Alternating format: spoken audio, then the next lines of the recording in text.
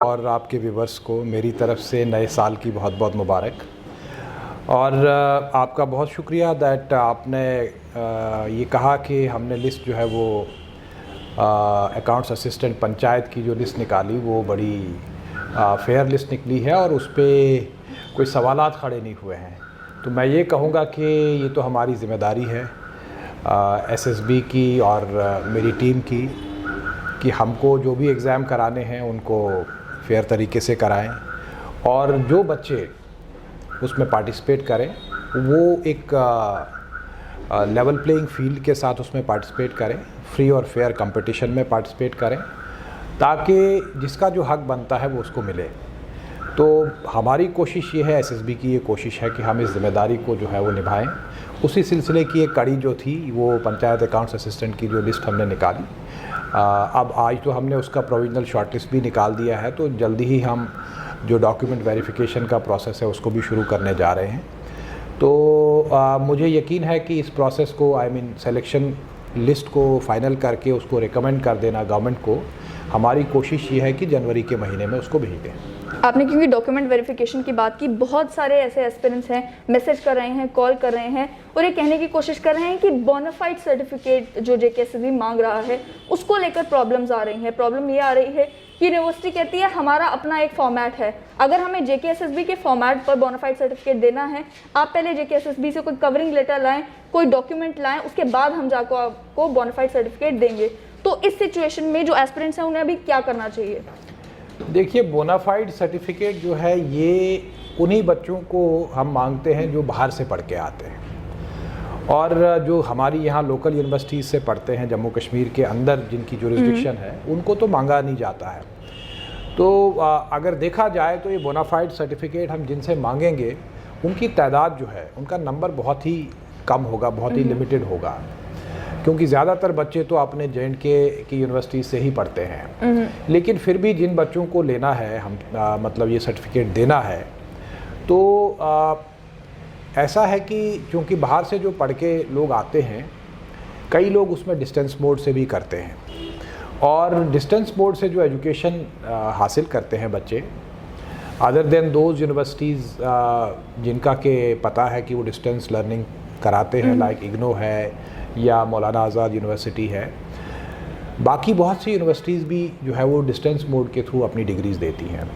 तो कई बार जो है वो ऐसी शिकायत भी बाद में आई हैं कि उनकी जो डिग्री है बच्चों की जो उन इंस्टीट्यूशन से करते हैं वो जेन्युइन नहीं है। तो बाज़ाब्ता गवर्नमेंट ने, हायर एजुकेशन डिपार्टमेंट ने एक ऑर्डर निकाला है 252 गवर्नमेंट ऑर्डर, उसमें जो स्कोप बताया गया है कि बाहर से डिस्टेंस लर्निंग के थ्रू जो करके आएंगे तो कैसे किन बच्चों को आपने जो है एलिजिबल ठहराना है, वो एक प्रोसीजर जो है उसी ऑर्डर में पूरी तरह से लेड डाउन है। तो हमको उस ऑर्डर को फॉलो करना है। अब ये बात है कि कहाँ से लाना है ये बच्चों को पता है, ज़्यादातर बच्चे जानते हैं जो लोग पार्टिसिपेट करते रहते हैं हमारे एग्ज़ाम्स में। क्योंकि अभी ये 1-2 साल के बाद हमारा बड़ा एग्ज़ाम हुआ है तो बहुत से नए बच्चे भी इसमें पार्टिसिपेट कर रहे हैं। जाहिर है कि अप्रीहेंसिव जो है नौजवान होता है, लेकिन जिसके पास नहीं भी होगा, अगर बोनाफाइड सर्टिफिकेट नहीं भी होगा तो हम उनको मौका देंगे वो बोनाफाइड सर्टिफिकेट प्रोवाइड करने का। ऐसा नहीं है कि हम डॉक्यूमेंट वेरिफिकेशन के दिन जो बच्चा नहीं दे पाएगा तो हम सिलेक्शन कैंसिल कर देंगे, ऐसा कुछ नहीं होगा। बट उनको एक रीज़नेबल टाइम में वो प्रोवाइड करना होगा और बोनाफाइड सर्टिफिकेट जो है वो यूनिवर्सिटी का ही होना चाहिए। वही मैं आपसे समझना चाहूँगी कि फॉर्मेट उसका जेकेएसएसबी वाला ही होना चाहिए या यूनिवर्सिटी जिस भी फॉर्मेट पे बोनाफाइड सर्टिफिकेट दे वो ऑलमोस्ट सभी यूनिवर्सिटीज़ को पता है अब कि वो कैसे देना है। उसमें मेनली क्या होता है कि हम ये देखना चाहते हैं कि कहाँ से लर्न किया है, स्टडी सेंटर कौन सा था, वो क्या टेरिटोरियल जुरिस्डिक्शन जो यूनिवर्सिटी का उसके अंदर था या उससे बाहर का था। ऐसी चीज़ें जो है वो यूनिवर्सिटीज़ को भी पता है जो अक्सर बच्चों से मांगी जाती हैं। तो चूंकि यूनिवर्सिटीज़ तो साल से ये बोनाफाइड सर्टिफिकेट दे रही हैं, so they are aware about the format. ऐसा कुछ नहीं है कि बच्चों को अप्रीहेंसिव रहना चाहिए, पता नहीं कौन सा फॉर्मेट है क्या है। यूनिवर्सिटी को अप्रोच करेंगे, दे आर अवेयर, क्योंकि यहाँ के बच्चे बहुत ज़्यादा बाहर पढ़ने जाते हैं जम्मू कश्मीर के। तो जब वो डिग्री लेके आते हैं, जब वो किसी भी सिलेक्शन प्रोसेस में पार्टिसिपेट करते हैं, जेकेपीएससी का हो हमारा हो, तो हम दोनों इंस्टीट्यूशंस जो हैं, दोनों ऑर्गेनाइजेशंस उनसे बोनाफाइड सर्टिफिकेट मांगते हैं। वही बात करूं मैं अगर कि कंफ्यूजन सी है डिस्ट्रिक्ट कैडर को लेकर, इस टर्म को लेकर कि डिस्ट्रिक्ट कैडर की पोस्ट तो है, लेकिन जिस डिस्ट्रिक्ट का बच्चा अप्लाई कर रहा है प्रेफरेंस में अगर उसने अपनी डिस्ट्रिक्ट टॉप पर रखी है, क्या उसे उसी की डिस्ट्रिक्ट में रखा जाएगा या किसी भी डिस्ट्रिक्ट में भेजा जा सकता है? और अगर किसी और डिस्ट्रिक्ट में उसकी पोस्टिंग होती है, क्या उसे जिंदगी भर वहीं पर काम करना है? तो ये डिस्ट्रिक्ट कैडर को लेकर भी आप थोड़ी क्लैरिटी दें। देखिए, एक चीज़ मैंने पहले भी पिछले इंटरव्यू में बताया था, अगर आपको याद हो, कि पॉलिसी डोमेन जो है वो गवर्नमेंट का है। बिल्कुल। रूल्स प्रोसीजर्स क्या बनाने हैं वो गवर्नमेंट को तय करना है। हम तो रिक्रूटिंग एजेंसी हैं, हमको गवर्नमेंट कहेगी कि हमको एक पर्टिकुलर टाइप का मैन पावर चाहिए, हमको वो मैन पावर उनको हायर करके देना है। बिल्कुल। हमारा रोल एज रिक्रूटिंग एजेंसी जो है, जो पॉलिसी गवर्नमेंट डिवाइस करती है उसको फॉलो करते हुए रिक्रूटमेंट करना है। अब मैं आपको बता दूं कि जो आपने ये बात कही, हमारा जो एक्ट है जिसके तहत हम काम करते हैं, Jammu and Kashmir civil services decentralization and recruitment act 2010 का, जब ये कॉन्स्टिट्यूशनल लीगल चेंजेस आई जम्मू कश्मीर के कॉन्टेक्स्ट में, तो उसके बाद एक नोटिफिकेशन निकाला होम मिनिस्ट्री ने, MHA ने 30 मार्च को शायद निकाला था वो। तो उसमें इस एक्ट में कई अमेंडमेंट्स हुई। उसी नोटिफिकेशन के ज़रिए से डोमिसाइल का कॉन्सेप्ट भी उसमें इनकॉर्पोरेट किया गया, परमानेंट रेजिडेंस सर्टिफिकेट हटा दिया गया, और उसकी बता दी गई कि डोमिसाइल की शराइत क्या होंगी, टर्म्स एंड कंडीशंस। फिर उसके साथ साथ ये भी उसी नोटिफिकेशन में बताया गया कि सेक्शन 6 और section 7 of the Jammu and Kashmir civil services decentralization and recruitment act 2010, ये दोनों सेक्शंस को डिलीट कर दिया जाता है। सेक्शन 6 कहती थी कि अगर डिस्ट्रिक्ट कार्डर की पोस्ट है तो वो resident of the district apply करेगा। सेक्शन 7 कहती है कि अगर डिविजनल कार्डर की पोस्ट है तो रेजिडेंट ऑफ द डिवीजन जो है वो उसको अप्लाई करेगा। अब चूंकि वो दोनों सेक्शंस बाहर गई हो चुकी हैं, they are not part of the statute now, तो ऑब्वियसली अब सिलेक्शन जो है it is open for everybody, जैसे पहले किया गया था। अगर आपको याद हो, पहले तो इसको open to the applicants of the entire country किया गया था, तो बाद में उसको फिर जो है वो रिस्ट्रिक्ट किया गया to the domiciles of Jammu and Kashmir. लेकिन ये वाली कंडीशन जो है ये वापस नहीं आई। So it means the condition, the position as on date which exists is that anybody who is resident of Jammu and Kashmir UT is eligible for any post, be it of divisional cadre or district cadre. UT cadre के लिए तो है ही है। तो ये legal position है, we have to follow this legal position. कोई transfer के रिक्वेस्ट या कोई रिप्रेजेंटेशन नहीं दी जा सकती डिस्ट्रिक्ट चेंज करने के लिए। हमको जो सिलेक्शन करना है वो हमारे एक्ट के तहत और हमारे रूल्स के तहत करना है।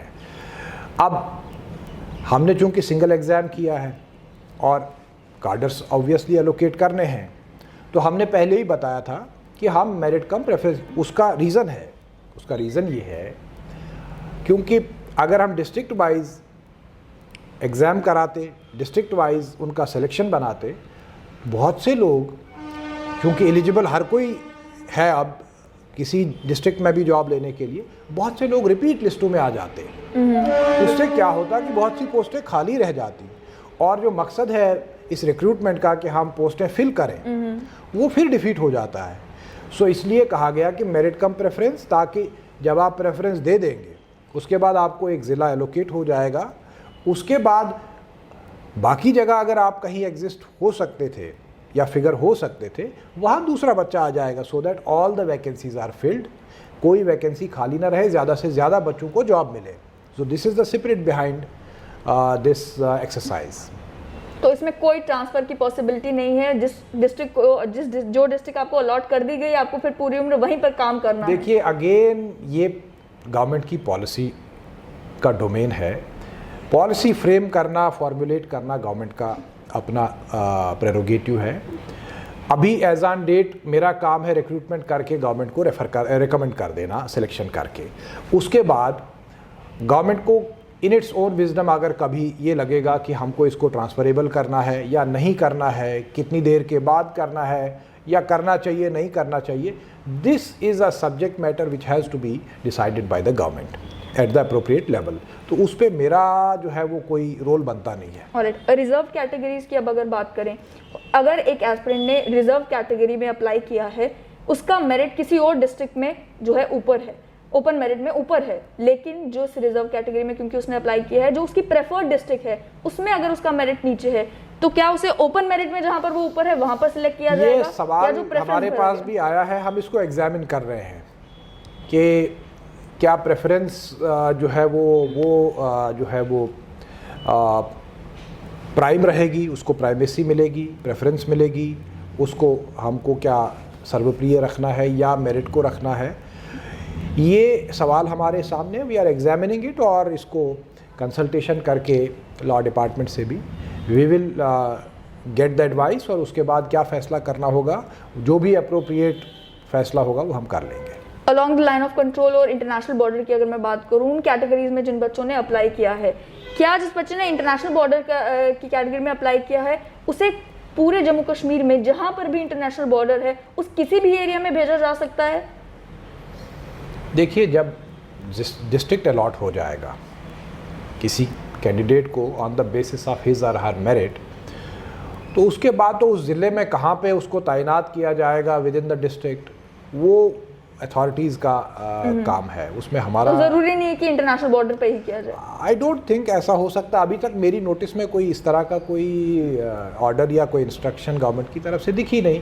हमारा तो अभी तक यही है कि डिस्ट्रिक्ट एलोकेट करना, उसके बाद कहाँ पोस्टिंग करनी है वो अथॉरिटीज़ देख लेंगी कैसे करना है, कहाँ करना है। नेक्स्ट जो पोस्ट आपने एडवर्टाइज की थी अकाउंट असिस्टेंट फाइनेंस की, उसको लेकर कई सारे सवाल आ रहे हैं कि उसका सिलेबस जो है उसमें मैथ्स को जो है ज़्यादा वेटेज दी गई है, 15 मार्क्स बढ़ा दिए गए हैं, तो अकाउंटेंसी को उतनी वेटेज नहीं दी गई। कई सारे लोग कह रहे हैं लैंग्वेज को ज़्यादा वेटेज देनी चाहिए थी।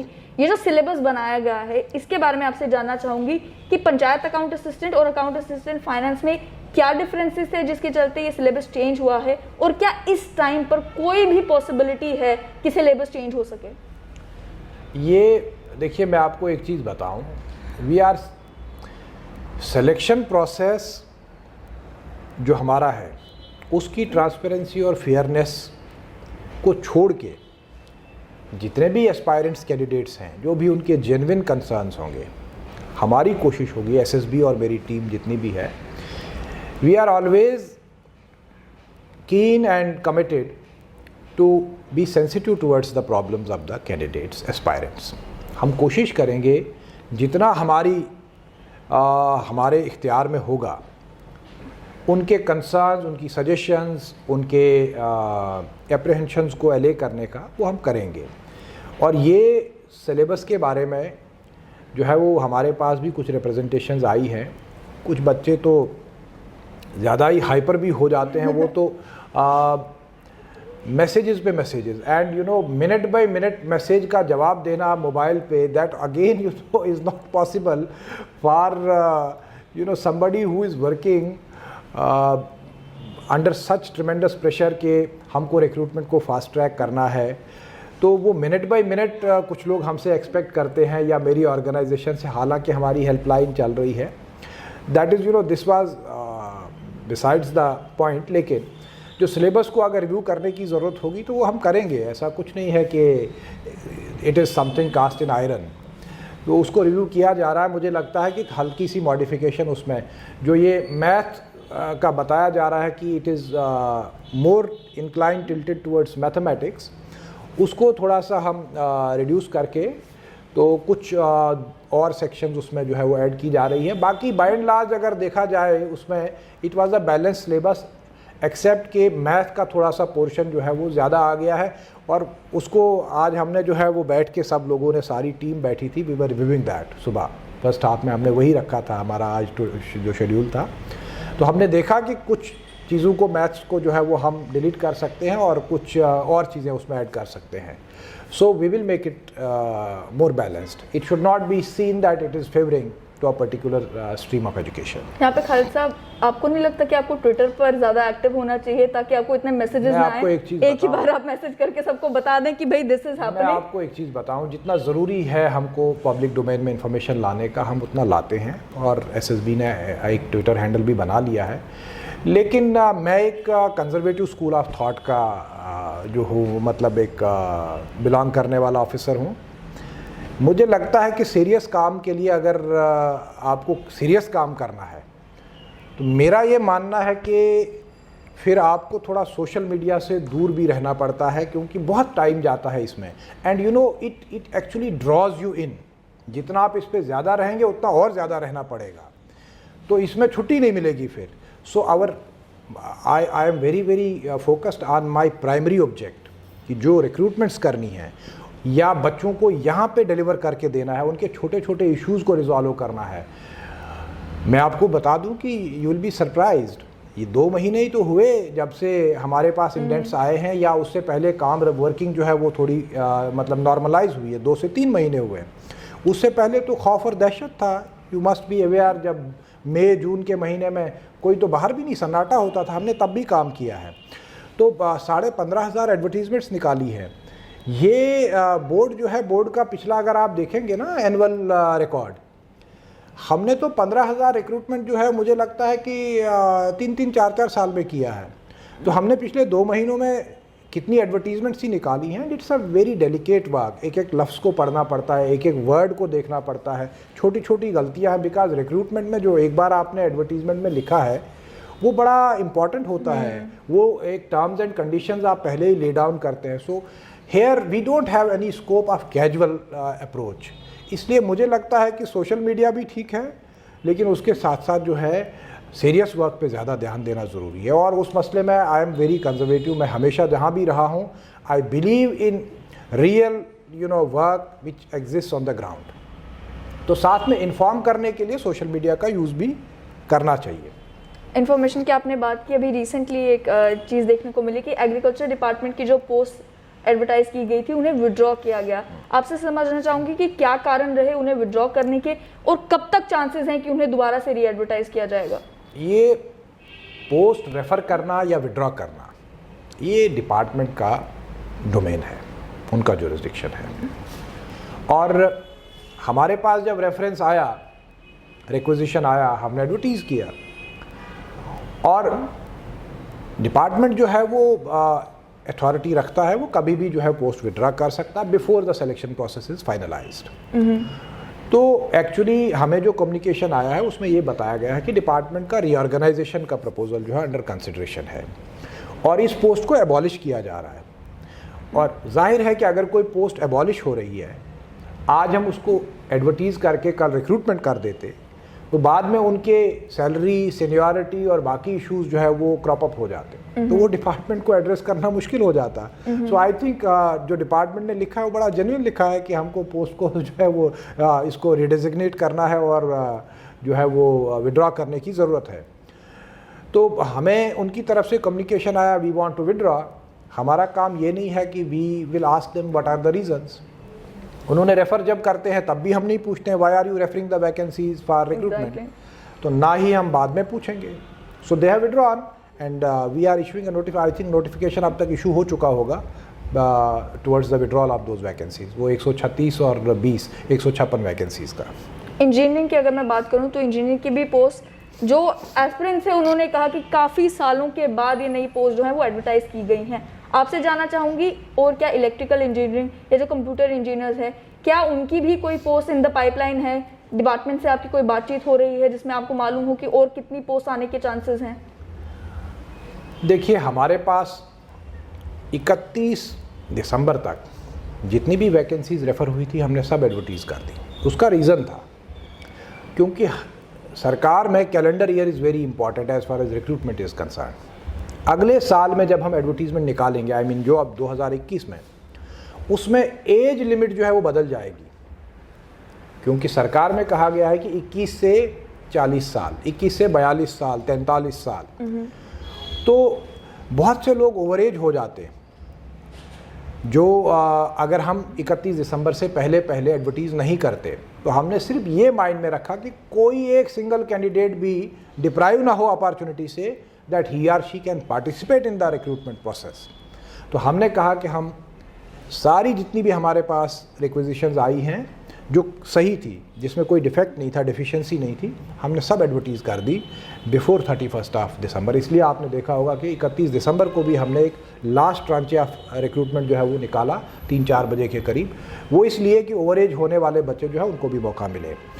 तो आपने कहा कि कंप्यूटर इंजीनियर्स या इलेक्ट्रिकल इंजीनियर्स, जहाँ तक उनका सवाल है तो वो तो चूँकि अब कॉरपोरेशंस बन चुकी हैं, JPDCL एंड KPDCL, तो कॉरपोरेशंस अपनी रिक्रूटमेंट जनरली खुद करती हैं। They don't refer the vacancies to the recruiting agencies as are the PSC। लेकिन बाकी जो हैं सिविल की हैं या मैकेनिकल की हैं या बाकी जो स्ट्रीम्स हैं वो हमारे पास आ रही हैं। जैसे हमारे पास PWD की वैकेंसीज़ आई थी, हमने उनको एडवर्टाइज़ कर दिया है। अब शायद जल शक्ति की हमारे पास आ चुकी हैं, as far as I recall, आज या कल में। तो अगर वो आ चुकी हैं तो अगले 5-7 दिन में वो भी एडवर्टीज़ हो जाएंगी। इसी तरह से शायद किसी और इंजीनियरिंग स्ट्रीम की वैकेंसीज़ और भी हमारे पास आने वाली हैं, शायद इरिगेशन की हैं या किसकी हैं। तो ये जब आएंगी we will advertise them as soon as possible. जैसे कि आपने कहा कि 31 दिसंबर से पहले आपने कोशिश की कि जितनी पोस्ट एडवर्टाइज हो सके वो आपने कर दी। इसमें भी जो है एस्पिरेंट से कह रहे हैं कि बहुत सारी पोस्ट आ चुकी हैं, हमें अप्लाई करना है। रजिस्ट्रेशन फीस जो है हर एक पोस्ट के लिए आपको अलग अलग रजिस्ट्रेशन फीस भरनी पड़ती है। अच्छा सवाल। ये आपसे समझना चाहूंगी कि इसमें JKSSB का क्या पॉइंट ऑफ व्यू है, क्यों रजिस्ट्रेशन फीस सभी पोस्ट के लिए अलग होनी चाहिए, और क्या कोई भी स्कोप है कि एक ही रजिस्ट्रेशन फीस से आप 2-3 पोस्ट के लिए एक साथ अप्लाई कर सकें? आपने अच्छा सवाल किया। इस पे तो मैंने देखा कि सोशल मीडिया में कुछ लोगों ने तो बहुत ही अनकॉल्ड फॉर किस्म के रिमार्क्स भी लिखे। हालांकि we don't want to distract and get embroiled in any social media debate. एक ने तो लिखा कि क्रूलेस्ट चेयरमैन हमने देखा है खालिद जहांगीर। मैं कहूँगा कि अगर क्रूअल्टी इसको कहते हैं कि रिक्रूटमेंट जल्दी करनी है, I would love to be cruel. अगर इसको कहते हैं क्रूअल के आप advertisements with every passing day निकाल रहे हैं, तो मैं कहूँगा कि आपको अगर ये कहना तो मैं इसको एक अपने लिए बैज ऑफ ऑनर समझता हूँ। देखिए ये जो बात है ना, we are alive and sensitive to each and everything, let me tell you, and I am here, my team is working day in and day out, 24/7, छुट्टी के दिन भी काम। आपने देखा होगा सैटरडे के दिन हमारी कई नोटिफिकेशंस निकलती हैं। मेरी टीम काम कर रही है, ये आपके चैनल के ज़रिए से मैं बताना चाहता हूँ। दे आर वर्किंग टायरलेसली, और मैं यहाँ पे हूँ for being responsible and accountable. जो कुछ अच्छा बुरा होगा वो मैं लेने के लिए तैयार हूँ, और मेरी टीम जो है वो सिर्फ काम करेगी। ये जो आपने सवाल किया है, हमने चूंकि डिफरेंट एडवर्टीजमेंट्स में एक ही कैटेगरी की पोस्टें एडवर्टाइज की है। For example junior assistant, advertisement number 3 में भी है, 4 में भी है, 5 में भी है। अब हम बच्चों का ये कंसर्न है कि हमको 3 एडवर्टीजमेंट्स में जो पोस्टें निकली हैं उनकी फीस नहीं देनी पड़नी चाहिए, जो कि आइडेंटिकल पोस्ट है। जहाँ वेरिएबल पोस्ट है, जहाँ डिफरेंट नेचर का पोस्ट है, वहाँ पे तो हम ये नहीं कर सकते हैं। लेकिन जहाँ पे आइडेंटिकल नेचर का है, तो अभी फॉर्म किसने भरा है? ये जो बच्चे, कुछ नॉन सीरियस बच्चे जो होते हैं, थोड़े बहुत, जो सीरियस बच्चे हैं वो तो पढ़ते हैं, उनको फुर्सत कहाँ है सोशल मीडिया पे आने की। जो कुछ नॉन सीरियस लोग हैं वो इसी तरह की एक्टिविज़म जो उनको दिखाना है कि हम बहुत समझदार हैं, जानते हैं, उनको यही करना है। अभी फॉर्म ही हमने कब ऑनलाइन भरवाया? हमने खाली एडवर्टीजमेंट्स निकाली हैं। 5 तारीख यानी कल से पहला हमारा जो पोर्टल है वो लाइव हो जाएगा एप्लीकेशंस का। फिर जो बाकी एडवर्टीजमेंट्स हैं उनका 10 तारीख को रखा है। वो देखेंगे कि 10 तारीख वाले जो हैं उसमें आएगा कि अगर आपने पहले ही हमारा पोर्टल बताएगा कि अगर आपने जो है वो पिछली एडवर्टीजमेंट में 5 तारीख से अगर आपने फॉर्म भरा है तो फिर आपको खाली फॉर्म भरना है, फीस नहीं जमा करनी है। आप समझ रहे हैं बात को? बिल्कुल। मैं सिर्फ कैंडिडेट्स को ये, बच्चों को ये कहूँगा, एस्पायरेंट्स को, वो पढ़ते रहें, मेहनत करें, थोड़ी पेशेंस रखें और हाइपर ना हो जाएं। अभी बात जो पैनिकी हो जाते हैं, अभी वक्त से पहले ही किसी चीज़ पे वो हल्ला गुल्ला करना वो बड़ा अजीब सा लगता है। इनफैक्ट मैं ये समझता हूँ कि चूँकि ये मैं मानता हूँ कि ये अपनी एक अचीवमेंट है एसएसबी की, क्योंकि हम कुछ कर रहे हैं तो तभी कोई रिएक्ट कर रहा है। जब कुछ हो ही नहीं रहा था तो एवरीबडी वाज सिटिंग रिलैक्स्ड। आज कुछ हो रहा है, इसका मतलब है that is why somebody is reacting. So ये एक अचीवमेंट है एसएसबी की, और मैं आपके ज़रिए से बच्चों को ये कहूँगा स्ट्रेट लाइन के ज़रिए से कि वो मेहनत करें, कॉन्सेंट्रेट करें। बहुत वैकेंसीज और आने वाली है, and we will improve our, we will augment our speed now. पीछे अगर हम एक स्पीड से जा रहे थे, आगे उससे भी तेज़ी से करेंगे। हमारा एग्ज़ाम दिसंबर में होना था, लेकिन इलेक्शन कुछ और भी रीजंस थे, तो हम वो डेफर करना पड़ा क्लास 4 का। लेकिन आगे आप देखेंगे इसी वीक में हमारा पूरा कैलेंडर जो है छप जाएगा। जितनी भी पोस्टें हमने निकाली हैं ना, एडवर्टीज़ की हैं, और जो और भी निकलेंगी, हम कैलेंडर जो है वो छाप देंगे, पब्लिश कर देंगे। अगले 4-5 महीनों में सारे एग्ज़ाम्स को लाइन अप कर देंगे, और एग्ज़ाम्स करने के बाद फिर हमारा नेक्स्ट होगा कि लिस्ट निकालते जाओ और सिलेक्शन बनाते जाओ। तो जो बच्चा जो है मेहनत करेगा वो उसमें आ जाएगा सिलेक्शन लिस्ट में। तो बच्चों को कंसंट्रेट करना चाहिए स्टडी पे। ये जो इश्यूज़ हैं, simple mail is enough for SSB. We are responding, we are responsive, we are vigilant, we are alert to each and everything, to each and every concern which is expressed by the candidates। और मैं आपको याद दिला दूं, जब मैंने कहा था कि हम जिस स्पीड से एडवर्टीज़मेंट और एग्ज़ाम करेंगे उसी स्पीड से हमारा जो है आगे भी काम होगा, तो मुझे लगता है कि आज आपको भी थोड़ा यकीन और इत्मीनान हो गया होगा कि एसएसबी किस स्पीड से काम कर रहा है। तो आगे भी बच्चों को मैं यही कहूँगा। और दूसरा इम्पॉर्टेंट दोबारा मुझे रिट्रेट करना है, क्योंकि जब हमने एग्ज़ाम दिया और रिज़ल्ट निकालने तक हमारे पास भी इतने बच्चों के मैसेजेस, फ़ोन और बाकी अफवाहें कि साहब ये हो गया, वो हो गया, पता नहीं उसने इसलिए रिजल्ट नहीं आ रहा, इसलिए रिजल्ट डिले हो गया। तो उनको अपना काम करना चाहिए, हमको करने दो अपना काम, क्योंकि ये ऐसी चीज़ है जो सबके सामने आ जाती है। ये तो रिज़ल्ट वाज जस्ट अ रीअफर्मेशन। कैसे? हमने आंसर की भी उसी दिन निकाली थी। हमने आपको OMR का ट्रिप्लिकेट जो पहली बार JKSSB ने किया, हमने आपको हाथ में दिया था जब आप एग्ज़ाम हॉल से बाहर निकले थे। तो आपको तो अपना रिज़ल्ट शाम को ही पता था। तो हमने रिज़ल्ट जब निकाला, it was just a reaffirmation of what you are already knowing. तो हमने कुछ नहीं करना, इसलिए हम तो रिज़ल्ट उसी दिन, एग्ज़ाम वाले दिन ही आपको दे रहे हैं। बाकी बच्चे को फिर रूमर्स में फंसना है, उसको सोशल मीडिया में यूं ही लिखते रहना है, हमें तंग करते रहना है। Message I receive at times more than 1000 messages per day. फिर मैं देखता भी नहीं हूँ उनको। वो बच्चे भी फिर डिमोरलाइज ही होते होंगे कि देखता भी नहीं है, मैं क्या करूँ, I can not see thousands of messages. तो मैं ये कहना चाहता हूँ कि बच्चों के कंसर्न्स जो हैं उनको एड्रेस किया जाएगा, जो जेन्युइन होंगे, जो हमारे रूल्स और नॉर्म्स के अंदर बैठते होंगे, उनको हम एड्रेस करते रहेंगे। वो सिर्फ और सिर्फ कंसंट्रेट करें अपनी स्टडीज़ पे। खालिद साहब, क्लास 4th रिक्रूटमेंट के बारे में आपसे जानना चाहूँगी कि पंचायत अकाउंट असिस्टेंट से भी ज़्यादा मैसिव ये एक्सरसाइज होने वाली है। कैसे आप इंश्योर करेंगे कि ट्रांसपेरेंट मैनर में ये एक्सरसाइज भी हो, सेंटर को लेकर कोई इशू ना बने, CCTV फुटेज को लेकर कोई इशू ना बने, और प्रॉपरली ये एक्सरसाइज भी जो है वो मुकम्मल हो सके?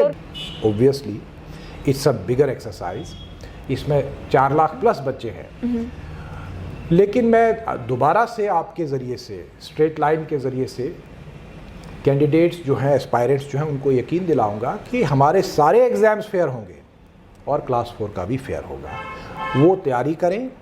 ये जितनी भी बड़ी एक्सरसाइज हो, हमारी ये कोशिश है और हमारा ये इरादा है, पक्का इरादा है कि हम इस एक्सरसाइज को ट्रांसपेरेंट और फेयर तरीके से, एफिशिएंट तरीके से कंडक्ट करें। और अगला रिज़ल्ट जो है, इसमें कोड ऑफ कंडक्ट की वजह से थोड़ा सा टाइम ज़्यादा लगा हमें, अगले रिज़ल्ट में इतना टाइम नहीं लगेगा।